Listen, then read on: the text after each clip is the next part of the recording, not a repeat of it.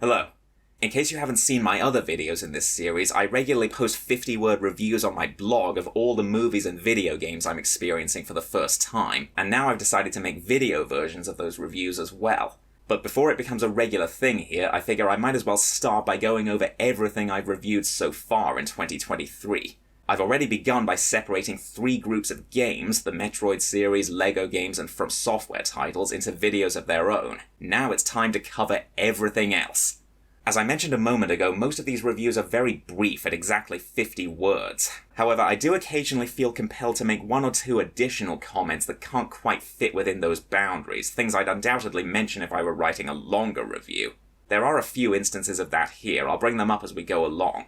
There has been the odd occasion when I actually have written a longer review, and yes, my blog has seen a few of them this year, some of which you might have already seen in the LEGO and From Software episodes. But there are so many short reviews packed into this video that I don't want to keep you here too long, so I've decided to separate the other long ones into their own follow-up episode. Now, I would provide some context explaining these reviews and my rating system, but I already have in the intro to my first review video on the Metroid series. So without further ado, let's just jump straight into it. These are all the reviews that have appeared on my blog so far this year. I've decided to organize them into different sections. Let's start with everything I've seen in the cinema this year, and keep in mind a couple of these movies came out in other countries in an earlier year. Ant-Man and the Wasp: Quantumania. Phase 5 of the MCU gets off to a distinctly underwhelming start. It lacks the light-hearted fun of the prior Ant-Man movies, and the concept of people inhabiting the quantum realm is a bit of a stretch. Still, it does establish the potential upcoming cataclysm, multiple Kangs threatening the multiverse. My rating? 3 stars. Puss in Boots: The Last Wish. A fun and captivating adventure with several parties pursuing the same treasure. The new characters are fascinating, and Puss's character development is terrific. He faces genuine fear for the first time. My only complaint is the stop-motion effect during the action scenes. It just looks like there are frames missing. My rating? 3.5 stars.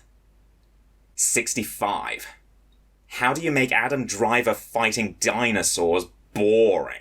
With an utterly humdrum story that packs no surprises at all and whose idea of horror is limited to tiresome jump scares. One major disappointment for me personally, it's another movie that refuses to portray dinosaurs accurately by giving them feathers. My rating? 2 stars. Pearl.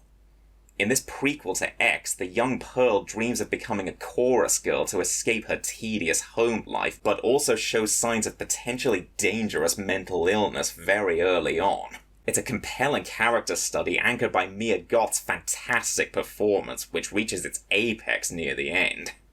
My rating? 3.5 stars. Creed 3. This second sequel, and Michael B. Jordan's directorial debut, sees Adonis confronting demons from his past. 2 defining moments are a twist halfway through, and the visual storytelling in the final fight. I liked it a little more than Creed 2, but the first one still easily trumps them both. My rating? 3.5 stars. Suzume. It's a compelling enough story backed up by the stellar animation you'd expect from Makoto Shinkai. It's basically a road trip movie as our heroes travel around Japan to stop a supernatural cataclysm, although the third act has a slightly different focus, and there's an undertone of dealing with grief. My rating? 4 stars. Transformers: Rise of the Beasts. The action scenes are well shot, but the characters are banal and the script feels as perfunctory as the earlier movies.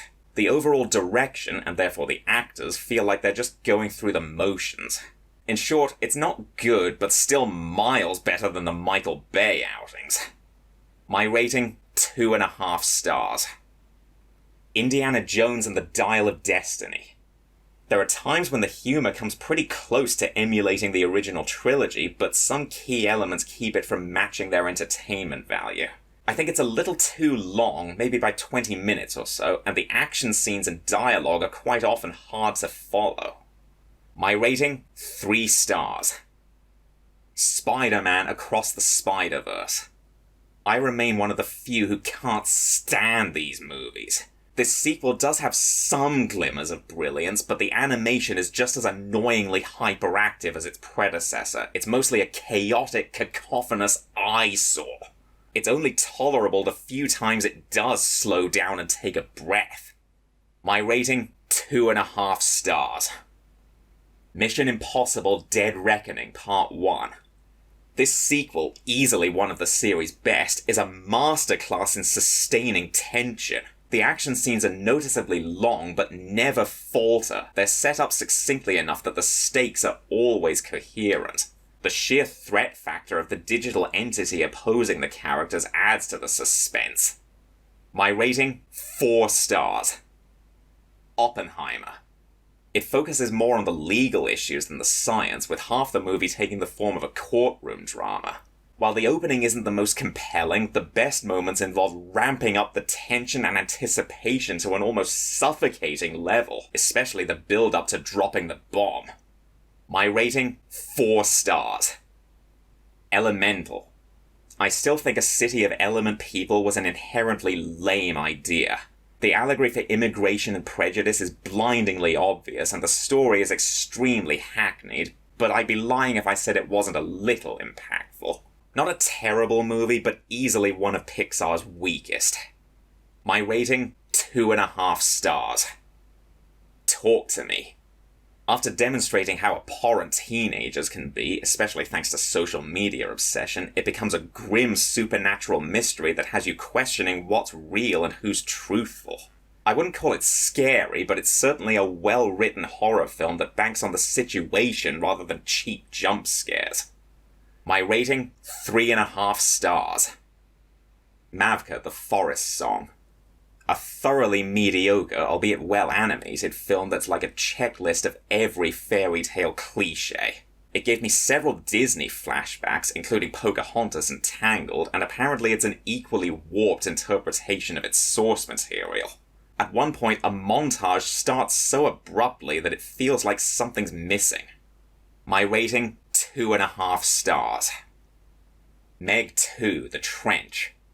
It lacks its predecessor's self-aware wit, leaving us with an underwhelming plot involving annoyingly cartoonish villains and a few perfunctory callbacks to the first movie. The editing renders the action scenes incoherent on several occasions, and none of the characters are interesting enough for you to care when they die.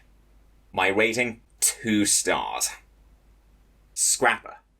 I never took to the characters, so the dialogue mostly felt awkward. Georgie's efforts to be self-reliant are admirable, but I certainly don't condone her stealing bikes for money, and I doubted she'd be able to sustain her routine for long before the authorities realized the bills weren't being paid. My rating, 2.5 stars. The Blackening. Its root question is, if the entire cast of your horror film is black, who dies first? It answers via a fairly witty script whose events unfold in an interesting manner, along with likeable enough characters, although the occasional bouts of panicked screaming from the whole group quickly get tiresome. My rating, 3 stars. Sound of Freedom. Its grim subject matter alone, child sex trafficking, leaves a powerful impact, and the film itself is compelling, but somehow not exceedingly so. For reasons I won't spoil, the story covers 3 separate covert operations. All the child actors are outstanding, which makes me wonder what direction they were given. My rating, 3.5 stars. The Dive. It could have been a nail-biting thriller as one sister gets trapped underwater and everything about the other's efforts to save her that could possibly go wrong does. Unfortunately, it's somewhat deflated because neither character is all that likeable. The highlight is May's hallucinations induced by hopelessness and nitrogen narcosis. My rating, 3 stars. Past Lives. 2 childhood sweethearts are separated and grow up apart. Their interactions decades later are marked with lingering feelings, questions of what might have been and what different people they are now. I enjoyed it, but it didn't grab me emotionally. My favorite scene mocks the Hollywood approach to this story. My rating, 3.5 stars. Killers of the Flower Moon. It has a leisurely pace, but miraculously never feels like it's dragging. However, I often had trouble discerning the dialogue and therefore following the story. I was unclear, for example, on whether Ernest was participating in crime willingly. So I can certainly see the appeal, but it didn't blow my mind. My rating, 3 stars, but I can totally see that changing when I can watch it with full subtitles. The creator. It has its moments, and I like the simulant's design, but it's retreading mundane AI-related themes and not in a novel way. The story is thoroughly predictable every step of the way, be it Joshua's character arc, Namata's identity, or the truth behind the fateful incident that started the war. My rating, 2.5 stars. And now let's cap off that section with my first set of additional comments. One interesting thing about Rise of the Beasts is that it brings Unicron into the live-action series. Well, he was in The Last Knight, but that doesn't count because they warped him into something completely different, so I'm glad Rise of the Beasts ignored that. As he's depicted as a planet devourer with a herald who scouts ahead, how could I not compare him to the Marvel Comics character Galactus? What surprised me most about Dial of Destiny was how Disney didn't tone down the violence or how ruthless Indy could be. Another nifty thing about Oppenheimer is how it incorporates black and white and colour footage as a way to easily distinguish who's telling the story. I love the scene in The Blackening where a character realises they have to split up, the golden rule of horror movies, and it almost makes her physically sick having to say it out loud. I probably would have enjoyed the movie a lot more if it weren't for my cinema experience. There was a group of 4 girls in front of me that just would not shut up.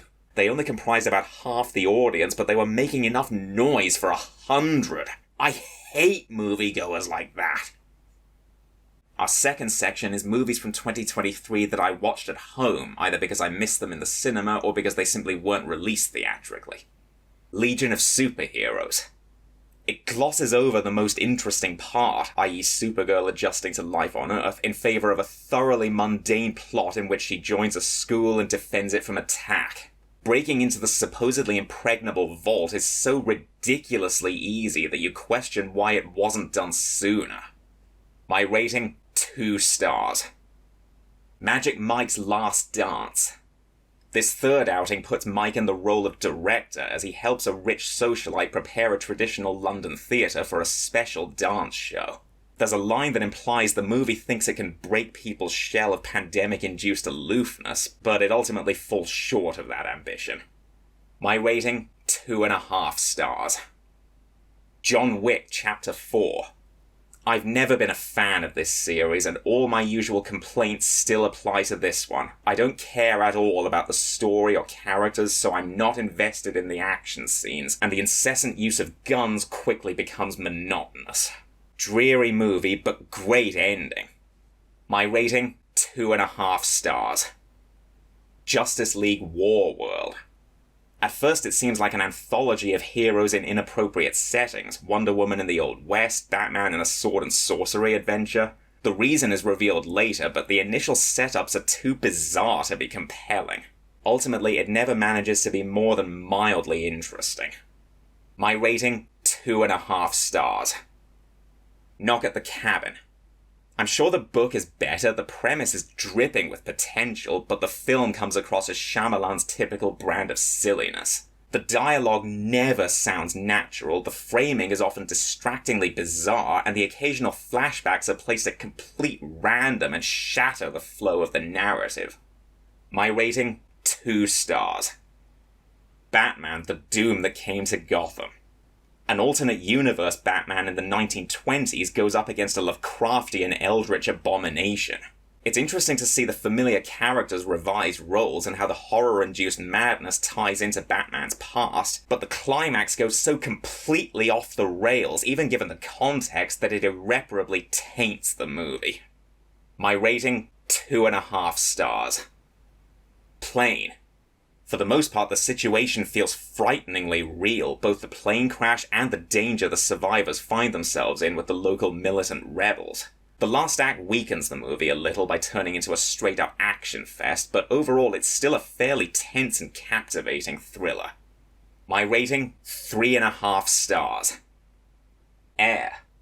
This account of the creation of Air Jordan does a good job establishing Nike's financial situation and what a huge risk Sonny's taking, especially given Michael Jordan's distaste for them. It drew me into the situation well enough, but not to the point where I was passionately rooting for them. My rating? 3.5 stars. Tetris. It ramps up the drama of the story, giving it an almost cartoonish air, perhaps to make it feel like a video game. While the result is very entertaining and draws you right into the struggle to license the eponymous game, I can't help but feel it's a tad disingenuous. My rating? 4 stars. Nimona. I like how it combines Knights of Yore with a more modern setting, and I love the bond that forms between Ballister and Nimona as they embark on an adventure that shakes their world's very foundations to the core. It's a superbly written escapade that's equal parts funny and emotional. My rating? 4 stars. Extraction 2. Tyler Rake returns to action in a mission much more personal to him. The film itself is an enjoyable sequel, but doesn't match the brutality of its predecessor. Once again, a pivotal action sequence gives the illusion of one continuous shot. 12 minutes in the first movie, 21 this time. My rating? 3.5 stars. Evil Dead Rise. It lacks the original trilogy's sense of humor, instead taking itself very seriously. The result is a rather generic horror film with a few throwaway references to the first 2 movies. After the initial possession occurs, it essentially becomes an extended attack sequence whose bland characters add to its monotony. My rating? 2.5 stars. Infinity Pool. What starts as a simple vacation spirals into an insane, depraved nightmare. I love the implications of the local police's method of resolving the situation, which I won't spoil. Some protracted phantasmagorical scenes, not so much. Between this and Possessor, it seems Brandon Cronenberg loves exploring the theme of identity. My rating? 3 stars. Renfield.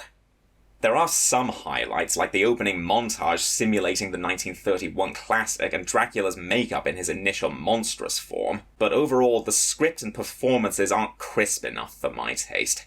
It tries to be a fun, gory romp, but I find its presentation too awkward to be funny. My rating? 2.5 stars. The Super Mario Bros. Movie. It's packed with references to the games, which are welcome but can only take it so far. The plot and characters still aren't good by normal standards.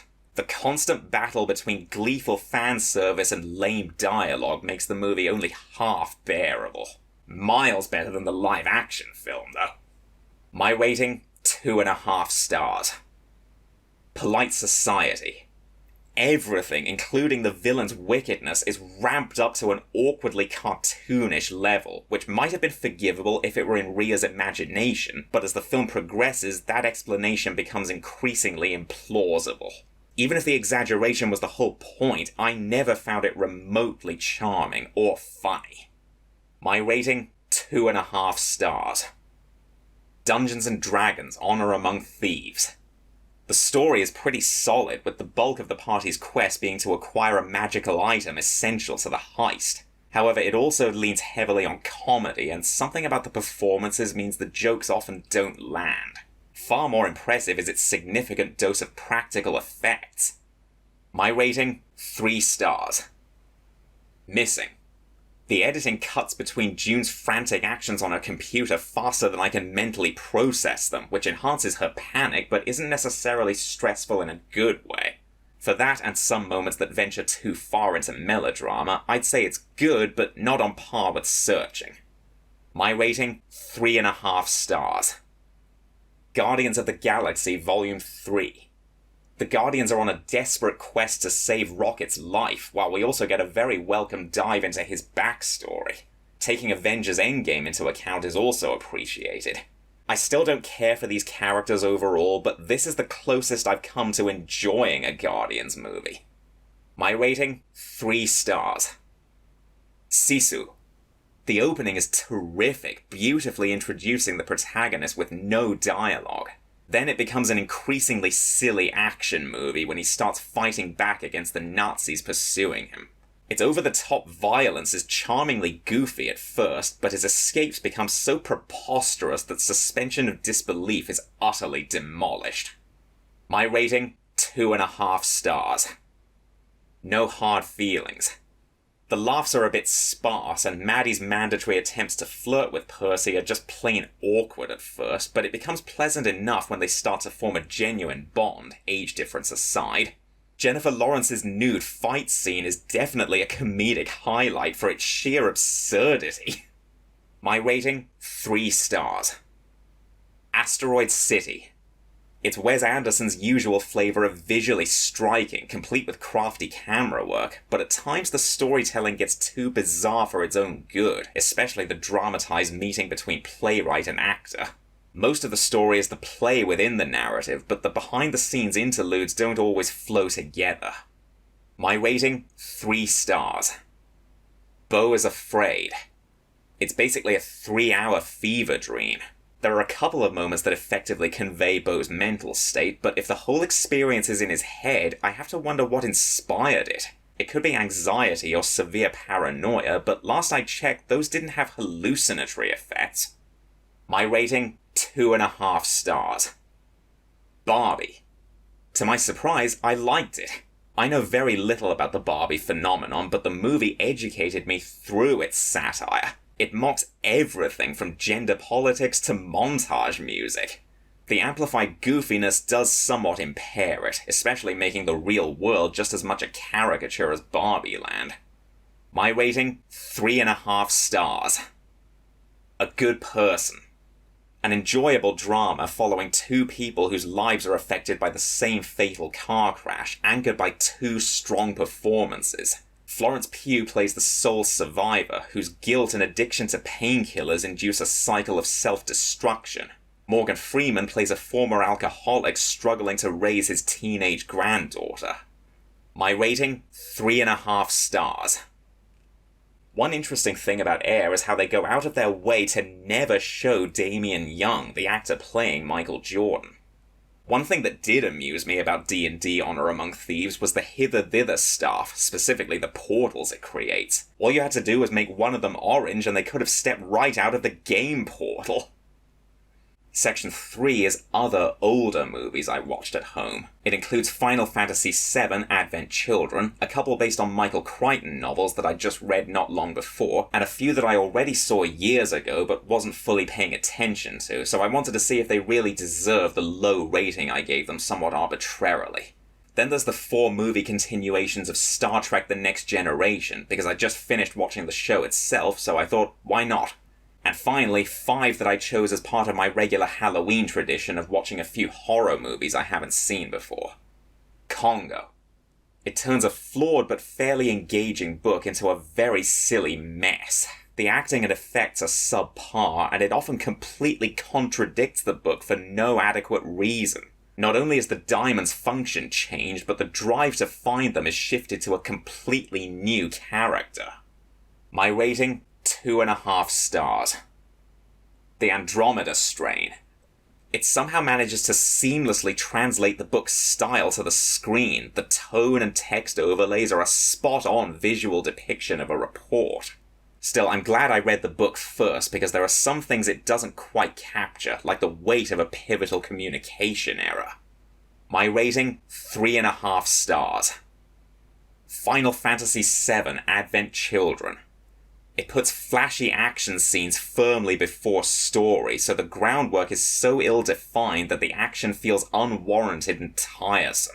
In particular, the opening scenes are so disjointed, not helped by vague, nonsensical dialogue, that anyone who's not intimately familiar with the game is going to be totally lost.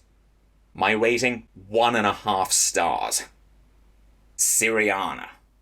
This is, without question, one of the most boring movies I've ever seen in my life. Bad enough that it's a political thriller involving the oil industry, groan, but no 2 scenes flow together cohesively. I see things happening, but I have no idea how any of them are connected. My rating is our first ever 1 out of 10. Yes, I hated it that much. Down to earth. Chris Rock stars as a struggling comedian brought back to life in someone else's body. His new identity provides most of the film's very few laughs whenever he comes off as a poser in other people's eyes, but casts a shadow of awkwardness on the romance and other dramatic moments. My rating? 2 stars. Happy Gilmore. Often considered one of Adam Sandler's best comedies, for good reason, I'd say. It's reasonably funny, more through Happy's passive-aggressive retorts than his angry outbursts, and his motivation is so wholesome that you truly want him to succeed. Overall, it's no masterpiece, but it leaves you with a happy feeling. My rating? 3 stars. The Van. 2 unemployed friends set up their own food van in a comedy that, for me at least, provides almost no laughs. It mostly relies on the humour coming from the characters just talking normally, plus the occasional feeble tomfoolery. In particular, changing a baby's nappy in the van has predictably disastrous results. My rating? 2 stars. Star Trek Generations. Its big selling point is Captains Picard and Kirk teaming up, which is a moderate treat, but the movie written around that concept is very uneven. It has several major plot holes, including the opening, the villain's methods, even if his motivation is an interesting one, and even said team-up. My rating? 3 stars. Star Trek First Contact. It's an excellent premise, the Borg going back in time to alter humanity's future, and the movie takes full advantage, providing an enthralling adventure.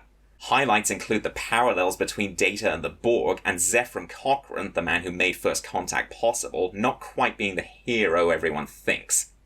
My rating? 4 stars. Star Trek Insurrection.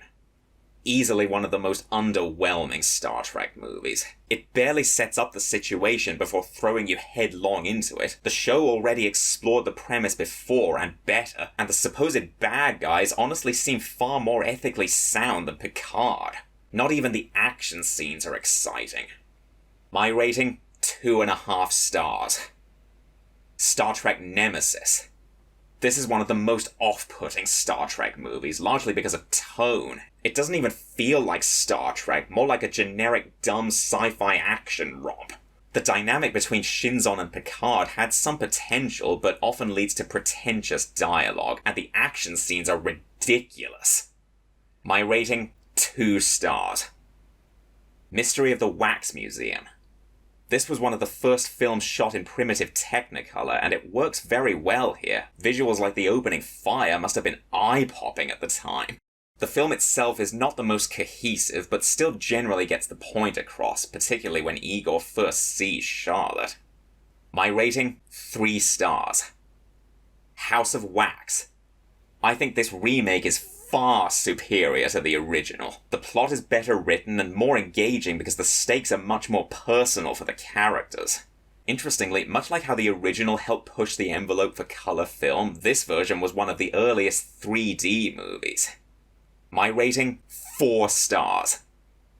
House of a Thousand Corpses. The music strikes completely the wrong tone, making it feel more like a music video than a horror movie. I ended up more fascinated by the psychotic family than fearing for the supposed protagonists' lives. Not to mention the editing is awful, often ending scenes with jarring, entirely unrelated images. My rating? 2.5 stars. The Devil's Rejects. This sequel shines an even brighter supportive light on the murderous family. They may be vile and dangerous to the public, but they do genuinely care for each other. It's fascinating to compare them to Sheriff Wydell, who, spoiler alert, reveals himself to be a monster in a different sense. My rating? 3.5 stars. 3 from Hell. It essentially repeats The Devil's Rejects. They escape the law, torture an innocent party, then are threatened themselves at the end. It's disappointingly derivative and nowhere near as effective, but not unbearable because it's still a decent formula. A pivotal scene is edited out of order for no apparent reason. My rating? 3 stars. Again, before we move on, I have some extra comments on a couple of those movies. First, Advent Children. Because the animation and shot composition so closely resemble a video game cutscene, I kept expecting it to end and switch to gameplay at any moment. Ironically, the biggest laugh in Happy Gilmore comes from what would be the tragic twist in any other movie. I'm sure the book the van is based on is better. It's the third installment in Roddy Doyle's Barrytown trilogy, which I haven't read, but the film hasn't discouraged me from doing so. Now let's move on to video games. I often watch Longplays as a sort of preview to see if, based on what I see, I'd be interested in getting the game itself. With that in mind, our next section is games that didn't convince me to buy them. If you've seen my other review videos, Metroid Other M would have been included in this section, as would all the LEGO games and every From Software title except Sekiro. And that's the main reason I did those videos, because otherwise this section would have been even more scattered, not to mention much longer. Speaking of which, there was actually a structure to the order in which I watched these long plays. First was the bulk of the watch later list, the ones that were originally going to accompany each year of the games I owned. See the intro to my Metroid video for full details there. They're the games that I thought were in with a chance of being subsequently bought. Next came 4 of which I was a little more doubtful. Then began a selection of RPGs specifically because, well, let's just say they're not exactly my favourite genre. Anyway, Castlevania Lords of Shadow. It's barely recognizable as Castlevania, more like a God of War clone with a pinch of Shadow of the Colossus. It raises some interesting ideas, but it's hindered by its indecision on Gabriel's virtue, not to mention Zobek's narration explaining his emotional journey instead of letting the game show it. My rating? 2.5 stars. Castlevania Lords of Shadow Mirror of Fate HD. It returns to the series' traditional side-scrolling gameplay. Each act follows a different character, Simon, Alucard, and Trevor, all seeking revenge on Dracula. The music, once again, is great, but it especially stands out for its art style. Overall, I enjoy it much more than the first Lords of Shadow. My rating? 3.5 stars. Castlevania Lords of Shadow 2. It has its moments, like the giant Gorgon boss fight, some points where your vulnerability is demonstrated through gameplay, and the twist near the end. But overall, the narrative makes no sense, specifically the constant shifting in and out of Dracula's castle. Exactly what is the castle's state of existence? My rating? 2.5 stars. Astral Chain. The world it creates never grabbed me, partly due to its hazy introduction, so several minor complaints are exacerbated, like the cluttered UI and Akira's absurdly self-critical remarks. And what was the point of having a silent protagonist, especially since the other twin is fully voice-acted in both cases anyway? My rating? 2.5 stars. Returnal. When Celine dies, the time loop resets and the environment changes, which means exploring the map all over again. Unfortunately, I never cared about the world she's traversing. The unhinged audio logs from her dead other selves are suitably disturbing at first, but the story itself also gets increasingly nonsensical. My rating? 3 stars. Star Wars: The Force Unleashed. It takes place between the prequels and the original trilogy. The idea of Darth Vader's secret apprentice being tempted by the light side undoubtedly had potential, but somehow the result just isn't very interesting, either in terms of story or gameplay. About the only character I like is the droid Proxy. My rating? 2.5 stars. Star Wars: The Force Unleashed 2. A sequel that I think surpasses the original in terms of graphics and plot. The protagonist is a clone of Starkiller, which opens up an even juicier identity crisis. Still, its length is commonly criticized, and I agree. The relatively low number of story beats makes it feel even shorter. My rating? 3 stars. Lollipop Chainsaw.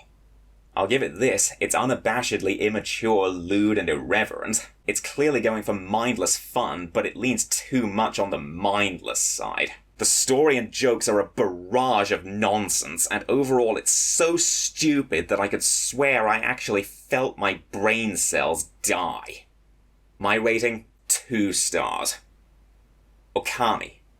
Its striking art style resembles a classic watercolor painting, which complements its mythological subject matter. But that charm only lasts so long. Despite an interesting setup about restoring nature, the plot never truly grabbed me, especially after establishing no evil except Orochi before you defeat him within the first third. My rating? 2.5 stars. Peter Jackson's King Kong, the official game of the movie. While the gameplay itself does very little for me, I commend the level of realism they were going for. The creatures are animated so well that they genuinely feel alive, and the first-person perspective helps convey the size of certain dinosaurs, particularly whenever you go toe-to-toe with a V-Rex. My rating? 3 stars. Avatar, the game. You side with either the humans or the Na'vi as determined at one critical moment, and neither campaign adds any depth to the conflict. It's an ultimately unnecessary prequel to the movie that not only doesn't expand the lore in any meaningful way, but actively contradicts it in some areas. My rating? 2.5 stars. The Last Story. The opening chapters are just plain atrocious, utterly failing to set up the story or characters effectively. The writing becomes considerably more interesting later on, as Zale learns some sobering truths about war and nobility, but the melodramatic dialogue and consistently awful voice acting keep it from fulfilling its potential. My rating? 2.5 stars. The Legend of Dragoon. Perhaps the dialogue didn't translate well, so it's often cryptic and nonsensical. That and the lack of a clear end goal to focus on renders the story only mildly interesting, and its length feels excessive. Still, I do like how it spices up the combat with QTEs for additional damage. My rating? 3 stars. You know what else I didn't appreciate about Returnal? The objective indicator is straight out of Mass Effect Andromeda. Also, even more so than the first game, The Force Unleashed 2 puts Vader through so much abuse that it cheapens the ending of Return of the Jedi. So that's the games that didn't convince me to play them myself. And before we get to the opposite group, let me briefly interject a short section focusing on a series that would fit into both. Final Fantasy. I've already covered the first 4 titles to be released internationally, 1, 4, 6, and 7, before 2023 on my blog, and this year I decided to go through the rest of the series from 8 onwards at the end of the aforementioned RPG division of my Watch Later list. I'm separating them into their own segment here because otherwise they'd be alternating between the not interested and interested categories. It wouldn't seem right to list 10-2 right after 8, for example. For the record, my thoughts on Final Fantasy as a whole could probably fill an entire video themselves, which I might do at some point. Long story short, I wouldn't call myself a fan of the series overall. I think several of the games are decent, but they'll never be among my all-time favourites. Anyway, Final Fantasy VIII. It has impressive visuals for the time, especially blending the character models with FMV, but that's the only compliment I can give. The characters are exceedingly unlikable, it's littered with moments so stupid they gave me a headache, and the system of drawing and junctioning magic is way too complicated. My rating? 2 stars. Final Fantasy IX. I cared much more about the story and characters than in 7 and 8, so for once the game's excessive length wasn't much of an issue. The cartoonish art style might be another contributing factor. One interesting feature is the active time events that allow you to view events happening concurrently. My rating? 3.5 stars. Final Fantasy X. The opening scene is borderline incomprehensible, but finally explained once the adventure begins and the world is gradually unveiled. The characters are likable enough to keep me interested in their journey, which delves into their religion. It does have a few moronic moments, but unlike 8, they're not too distracting. My rating? 3 stars. Final Fantasy X-2. The franchise's first direct sequel is not bad, baffling opening notwithstanding, but doesn't enhance its predecessor in any essential way. Yuna, now a treasure hunter of sorts, deals with the aftermath of the prior game's events while unraveling an ancient mystery. The 1,000-word song sequence is definitely a highlight. My rating? 2.5 stars. Right, now for the games where I did like what I saw in the long play and was inspired to buy them myself, or in the case of the Super Nintendo ones, download an emulator ROM. Actually, it's worth mentioning that I was able to get all the PC ones in various sales on Steam, mostly the spring and summer ones. And final note, Sekiro Shadows Die Twice would have also been included in this section if I hadn't made the From Software video. Dust, an Elysian Tale. While nothing mind-blowing, this indie action RPG tells its story well and sets up an interesting world. Its appealing art style is even more impressive given that all the animation and programming was done single-handed. One thing I wasn't expecting to see was a Holocaust allegory in the villain's goal. My rating? 4 stars. Freedom Planet. It began life as a Sonic fan game, and you can certainly see its roots in several aspects of its gameplay, but it creates its own identity regardless, and the graphics are just as appealing as any classic Sonic game. Plus there's a good story tying the fast-paced platforming levels together. My rating? 4 stars. Freedom Planet 2. Lilac and her friends return in a sequel that explores the world and characters more deeply and offers more freedom in exploration and which order to play a selection of missions. There are 4 playable characters, and so far I've only seen Lilac's campaign. I wonder how the others differ. My rating? 4 stars. Cuphead. It's basically a 1930s cartoon, complete with painstakingly hand-drawn animation, brought to life in the form of a classic side-scroller. Almost every level is purely a boss fight, and there's no shortage of creativity on display. It may kick your ass many times, but it's truly a work of art. My rating? 4.5 stars. Prey. Right off the bat, it does a terrific job of unnerving you with the question of what's reality and heightening your paranoia because anything could be a mimic, even inanimate objects. The UI is reminiscent of Bioshock, as is your treatment of other characters. Good game overall, but great ending. My rating? 3.5 stars. The Somnium Files. It's a detective story with a twist. The technology to dive into people's subconscious minds is a brilliant idea, but it also acknowledges how imprecise dreams are. On top of that, I love the characters and the various branching paths depending on what you do in each Somnium dream world. My rating? 4 stars. The Somnium Files Nirvana Initiative. It's not as good as the first game, but repeats the formula fairly effectively, several branching paths building up to a mind-boggling resolution route that clarifies many things in hindsight. It introduces new characters and Somnia, each with their own unique imaginative designs. Some puzzles require some ridiculously outside-the-box thinking. My rating? 3.5 stars. Cyber Shadow. The graphics and music capture the feel of an 8-bit action game brilliantly. The challenge is high but fair. It's especially generous when it comes to its save points. When you die and backtrack, you keep your essence, currency, and even any bosses you fought in the meantime stay dead. My rating? 4 stars. Citizen Sleeper. Much of the story is relayed through text, almost like a tabletop RPG. The fun of deciding which dice to use for each action is heightened by your initially desperate situation, and the final DLC episode vigorously demonstrates how attached you've become to the story and the life you've built. My rating? 4 stars.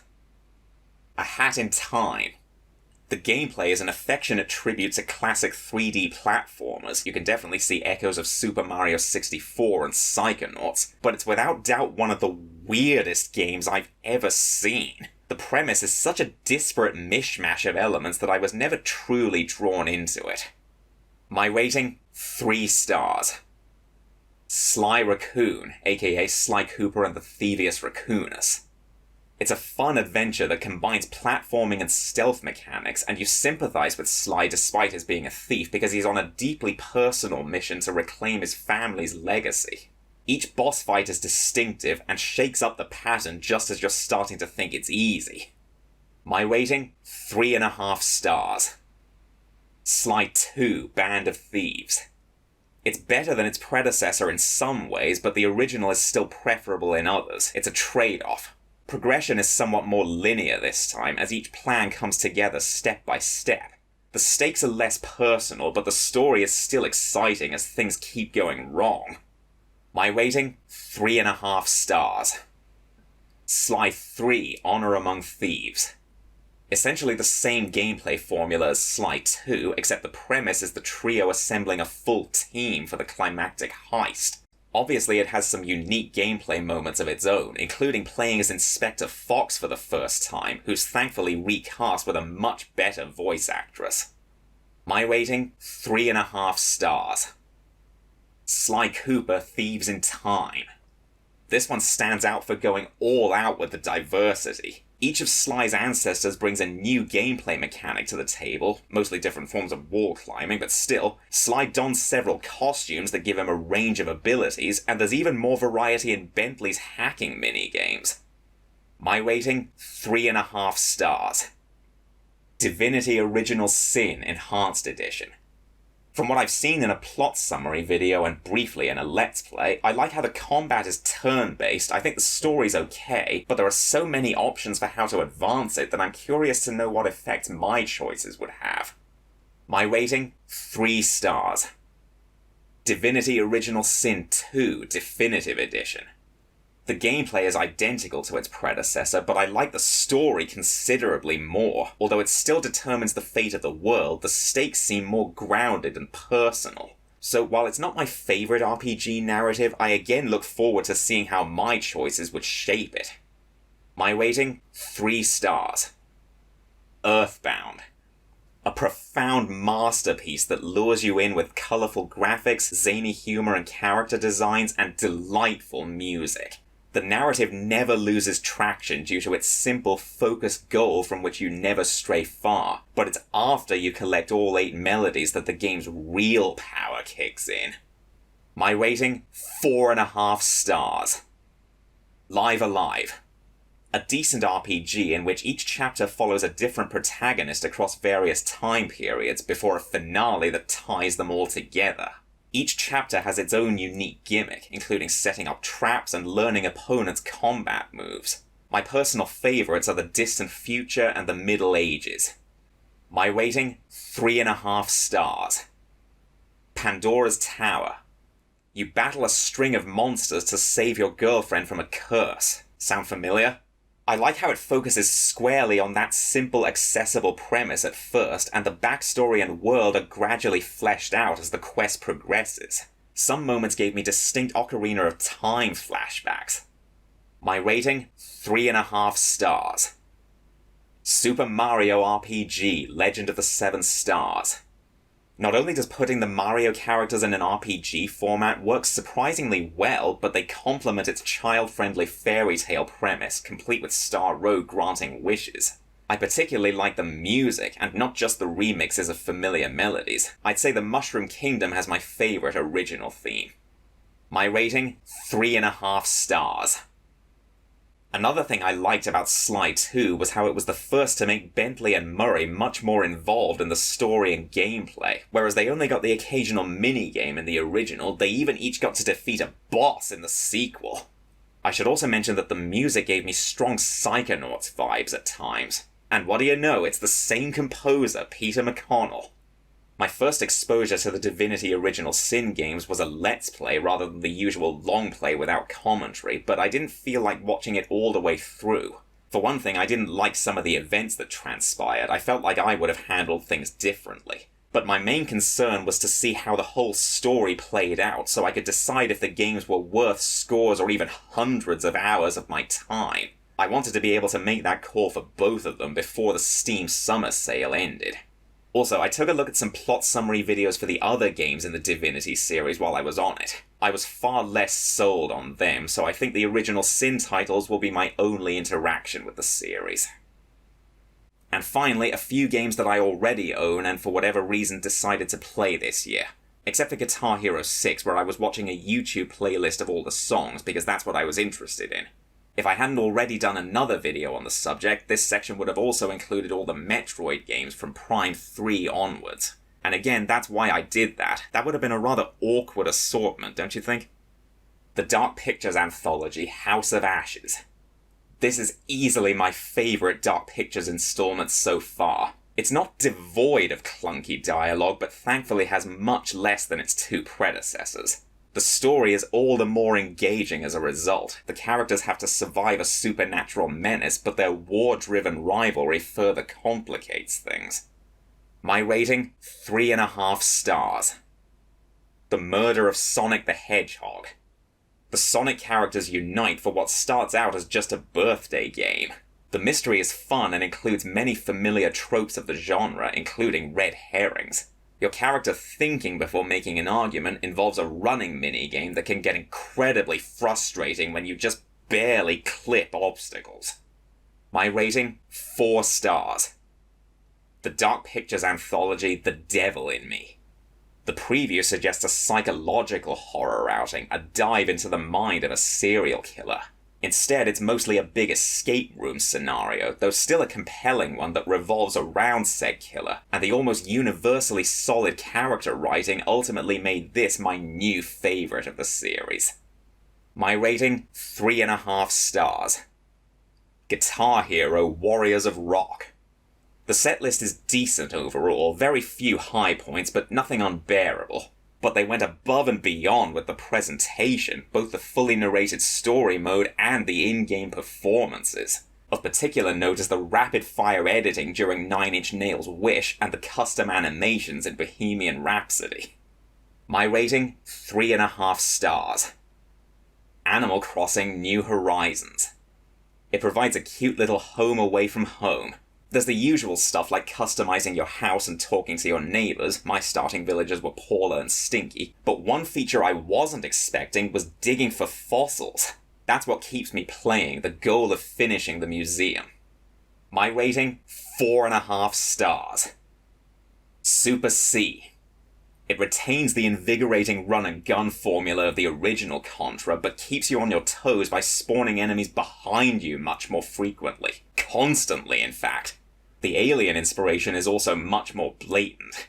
Area 6 was the most frustrating for me because of all the random bug-like projectiles. My rating? 4.5 stars. Contra 3, The Alien Wars. The bosses are spectacular, and it adds the ability to hold 2 weapons, some of which are even better than the classic spread gun. Personally, I can only handle it on easy mode, otherwise it's so ridiculously harder than the 2 NES games that it becomes more frustrating than fun.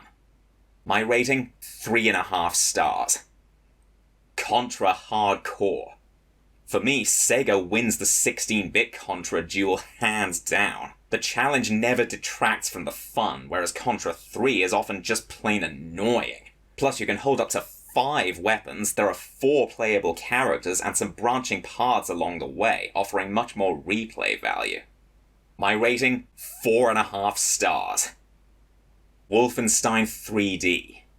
This classic first-person shooter has you, to quote Brad Pitt, doing one thing and one thing only. Killing Nazis.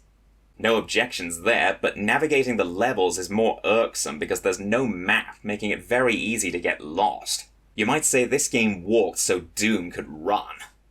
My rating? 4 stars. Mario Kart Super Circuit. It combines the 3D character models from Mario Kart 64 with the flat maps and collectible coins from the original Super. My experience taught me never to choose a heavy racer for the Lightning Cup, because it's packed with bends so tight that I could barely stay on the track. My rating? 3.5 stars. Mario Kart Double Dash. One of the more fun entries in the series. Its defining feature is having 2 characters share a kart, one to drive and one to use items, which ties into its introduction of cooperative play. It also introduces new power-ups, including special items like the giant banana and Bowser shell. My rating? 4 stars. In my playthrough of The Devil in Me, I only got 2 of the 5 main characters killed, and in both cases it was because my decision to attack ended up backfiring on me. For the record, I haven't played any of the first 4 Animal Crossing games, but New Horizons was such a big hit that how could I not get in on it sooner or later? Speaking of which, they could not have timed its release better. Jurassic World Evolution 2 would have also been included here, but we'll get to that in the next video. That's it for now. Even if you don't agree with my reviews, I hope you enjoyed them. Be sure to check in tomorrow for the follow-up video in which I go over the last couple of games in much more detail.